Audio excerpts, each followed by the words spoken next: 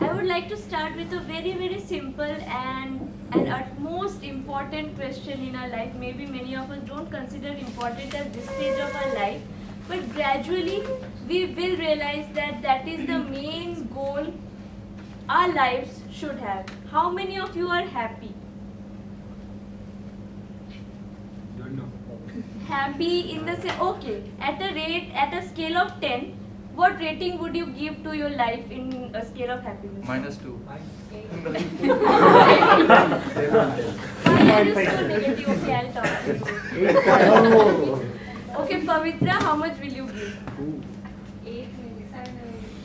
That's a pretty good score, okay? Kritika? 6 or 7. Pravji? 10. And Pushpendra? 9.5. Okay, so here I can see there are a lot of happy people, but what I feel is now you are saying for the sake of saying 9, 8, this and that. But when you go to your room, deep inside, do you feel that emptiness? Yes. Something Yes. swallowing you inside? No, You're right getting now. deep into something and you don't know where your life is heading to. Yes. All Yes. such feelings. Yes. Definitely we all have that at some point of our time, whether we accept it or not. So here I come about the How of Happiness by Dr. Sonja Lyubomirsky, who is a psychiatrist. So basically, she has focused on 5 points to be happy. So let's not go entirely by the book, but as I have to give a book talk, I have to refer the book obviously. But I would be quoting from my own personal experiences and some other sources about how to increase your happiness quotient to a great extent, so that when those kind of moments come when you're sinking deep into that hole and can't see anything, it'll give you a ray of hope. Going by the book, the first is gratitude. Express gratitude for whatever you have. Wake up in the morning, make a list of things you are grateful for. Okay, and gratitude shouldn't be like a vague thing. Like I'm happy because I'm in XIME, I'm happy because I have a card. No, not like that. I am happy I have a card because 10 years ago I used to ride a bicycle at 110 degrees Fahrenheit temperature, and comparing to that I am a lot happier today. Like that. Gratitude has to be mentioned in comparison to something you didn't have which you have now. Second comes meditation. That's a much spoken and taught thing, and people think that it comes into spirituality and meditation has nothing to do with real life and some saint or monk is just preaching about all that. But trust me, I'm speaking from my own experience. A 15-minute meditation gap will transform your life like anything. How many of you meditate? I would like to know. Only 2. Oh my god. Have you ever tried meditation, the rest of you? Yeah. Right. And I wish you, I know that you people couldn't do it, right? Halfway through it right now. We'll do like Okay. See, meditation, people find it very difficult initially, okay? Because we cannot go into that state of thoughtlessness at initial level. Meditation is complete thoughtlessness. And we really cannot get it unless and until we practice. When we are sitting in silence, definitely we cannot achieve that thoughtlessness. Something or the other goes on in our mind. So meditation has to be done with practice, and preferably there is not much time today, but there are videos here and there where they can teach you how to meditate, or even you can contact me if you like, I'll teach you. Okay, meditation. Third is the physical exercise. So basically, physical exercise is very important if taken scientifically.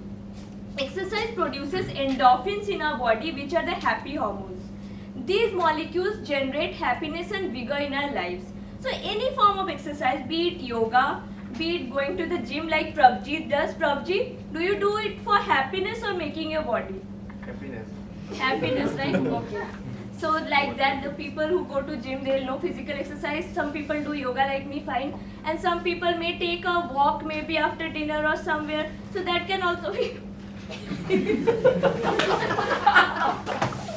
that can also be considered as a physical exercise, okay? And that induces happiness, I tell you.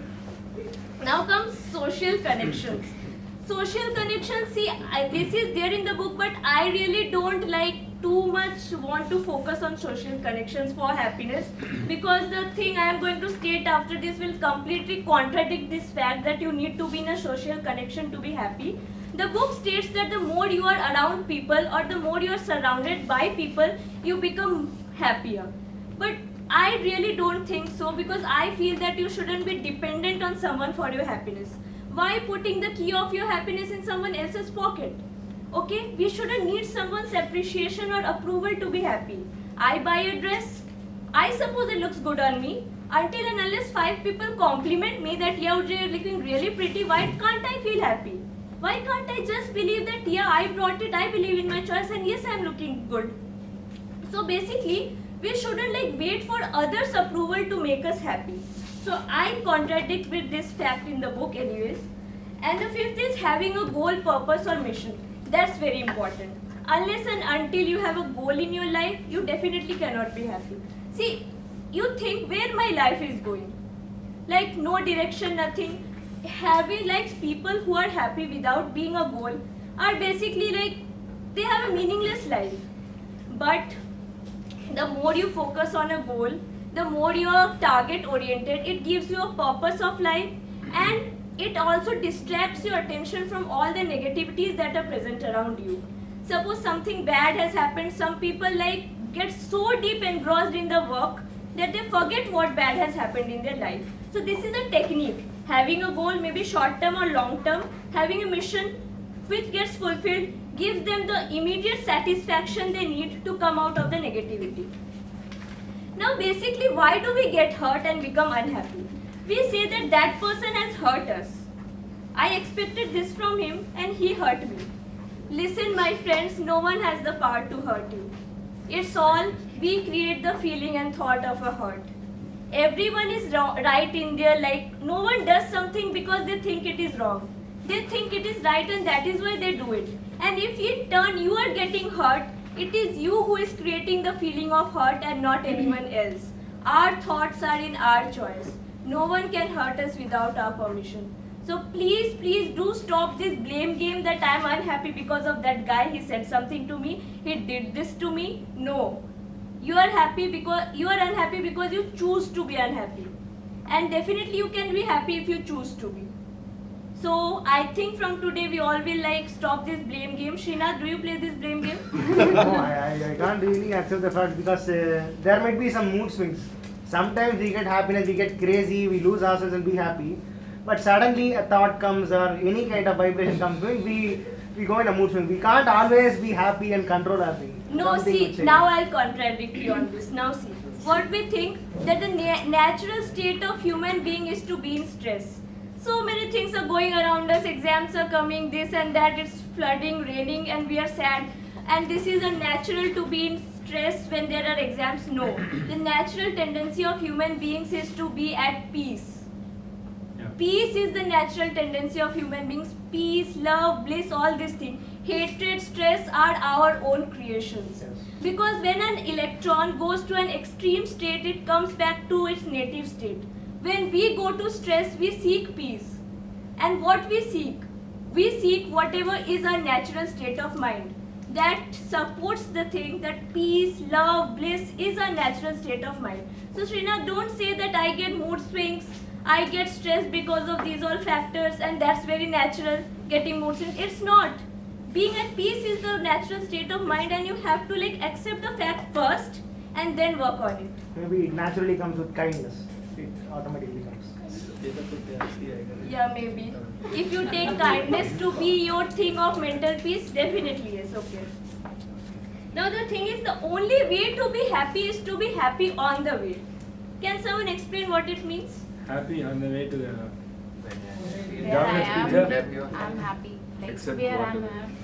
Whatever the situation is that, I'm Except- always happy. Like, No, it's not exactly that.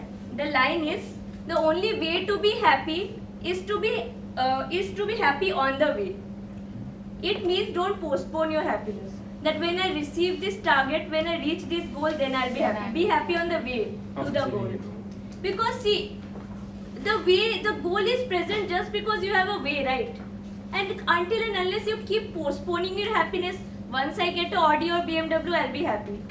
maybe I don't want to be very rude, but maybe that day will never come. So, does that mean that you will never be happy? Happiness is your right, Dinesh, please. That may be the truth. The thing is, okay, I'm not saying like that to you. It's like a generalized thing that Chill. maybe Audi, maybe you're at an affordable range for you. Something that's unaffordable. The day I go to the moon, I'll be Thank you. happy. Thank you. The day I go to the moon, I'll be happy. God, this is not the way. How can you postpone your happiness like this? I have seen people like that. Okay, in midterm they get good marks, and then they're like, okay, if I top in the trimester, I'll be happy. Now it was just a small exam, doesn't make much difference. So that's why you're feeling your instinct. Yeah, Sudeep. What? How? You are that. not satisfied Whenever you with get 3 good years. marks, you are not content. You want to like, okay, it's good that you're aiming for the stars, but be content at the level you are. Like me. You're better than many of us here, right? A plus, 5 A plus. Hashtag Be Like Sudeep. Thank you. So the thing is, don't postpone your happiness. Take joys in the little things of life. One small achievement, one very tough sum you solved today. Be happy and praise yourself for that. Oh, well done. Yeah, fine. And some test, some silly thing you did, achieved. Maybe you captured a good photograph, you sang a nice song, or you listened to a very good video. Fine. Those can be the reasons of your happiness. You don't take it as a silly thing. Being happy is not childish or silly. That is the ultimate motive of life. The thing is, even now I'm preaching you people here and you might be thinking what a great philosopher has come, but trust me, the thing is I have learnt it throughout my life journey. The last year was a very turbulent time for me. I had gone through a lot. I even had heartbreaks. I lost a part of myself, as you can see. So basically these things I learnt the last year only, that despite of everything, you have the right to be happy and you can be happy. So each and every individual here, whatever your state of mind, whatever your situation, you have the right to be happy and you will be happy. Do you all agree with me? Yes. Thank you.